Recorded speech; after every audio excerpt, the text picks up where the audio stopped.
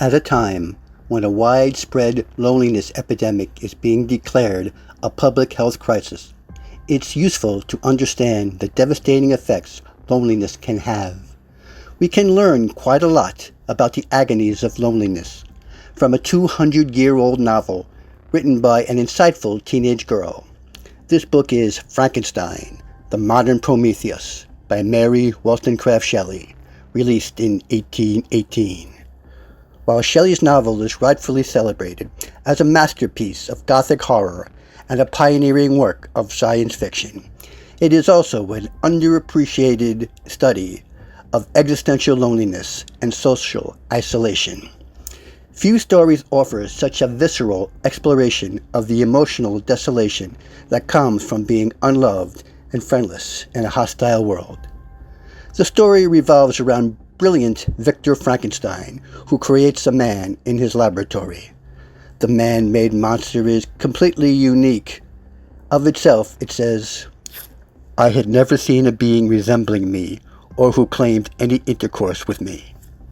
From the moment of its creation, the creature was abandoned by the very man who should have been a father to him. The creature begins as an innocent, simply a lost and confused soul looking for an emotional connection in the world. However, he very quickly becomes an engine of violence and vengeance after being shunned by society and deprived of love and friendship. Referring to himself, the creature says, "The fallen angel becomes a malignant devil. Satan had his companions, fellow devils, to admire and encourage him, but I am solitary and abhorred." Shelley's novel is not only a study of the harm loneliness can do to an individual, but also to society. We're connected, and there is a butterfly effect to individual suffering. One person's angst can become a danger to many. Shelley was raised in the Napoleonic era, which was the last stage of the French Revolution, and so she knew that suffering, downtrodden people can only take so much before they explode into rebellion against those they feel have wronged them. The monster rebels against Victor, the man who failed in his duty to be a protective caretaker. But he does not punish Victor. Rather, he punishes all those around Victor. Anger is often misdirected. How often have we heard the rationale from mass shooters, such as in Columbine, that they felt rejected and alienated by their peers? In the novel, when the monster is rejected by the DeLacy family, whom he had hoped would embrace him as a friend, he surrenders to his darkest impulses.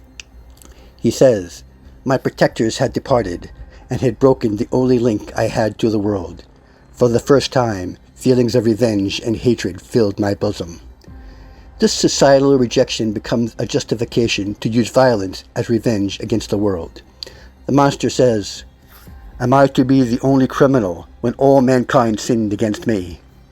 The monster punishes Victor by destroying all those he loves, his brother, his best friend, and his new wife. Attempting to make the punishment fit the crime, the monster forces Victor to suffer the way he has suffered. For the monster to be alone, Victor will be alone too. Loneliness in this story is presented as the greatest punishment. After Victor has lost everyone, he begins to physically and mentally deteriorate. After failing to kill the monster, Victor dies in the company of a man he barely knows. In this classic tale of Gothic horror, loneliness is shown as the real horror.